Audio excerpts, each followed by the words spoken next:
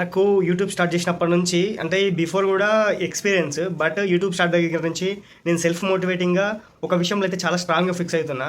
ఏంటంటే సో మనం ఇట్లా పెట్టి ఎప్పుడైతే ఇట్లా తిప్పుతామో మొత్తం చుట్టూ ఉన్న జనాలు మొత్తం ఇట్లా అని చెప్పేసి మొత్తం కళ్ళ ఎగరేటి మళ్ళీ చూస్తుంటారు.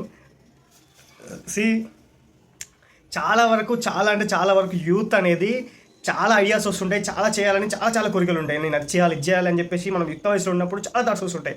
సో ఈవెన్ అంటే నా వయసులో ఉన్నప్పుడు నాకే వస్తున్నాయి, ఎలాగైతే వస్తున్నాయో సేమ్ మీన్ వైల్ సిమిలర్గా నా ఫ్రెండ్స్కి నేను అడుగుతుంటా, వాళ్ళకు కూడా అదే థాట్స్ ఉంటాయి. అంటే నేను లైఫ్లో ఏదో చేయాలి, నాకు లైఫ్లో ఇది నాకు అచీవ్మెంట్ ఇది అవ్వాలి అని ఉంటుంది.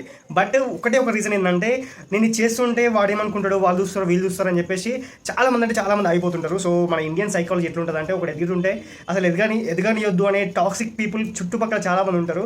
సో అది కామన్ అనమాట ఎక్కడైనా కానీ. సో ఇండియన్ సైకాలజీస్ అట్లానే ఉంటాయి.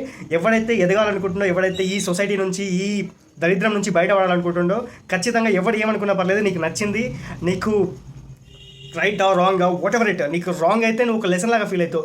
Whether it is right you can proceed, you can step by step you can achieve your goal. But first step వేసేది ఏంటంటే ఎవడు ఏదో అనుకుంటా అని చెప్పేసి ఫస్ట్ స్టెప్ వేయకుండా ఆపకు, నీ స్టెప్స్ ఒకటి మెత్తుకుంటూ వెళ్ళు. సో నీ అచీవ్మెంట్ వచ్చిన రోజు ఎవడు ఏమనుకున్నా ఏం ఫరక్ ఉండదు.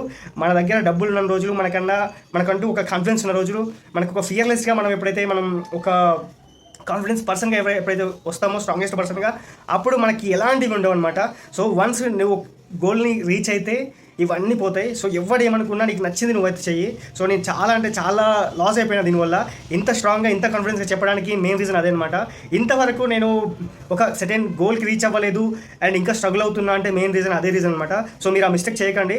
ఎవడు ఏమనుకున్నా పర్లేదు, మీకు నచ్చింది చేయండి. That's all. Please support me.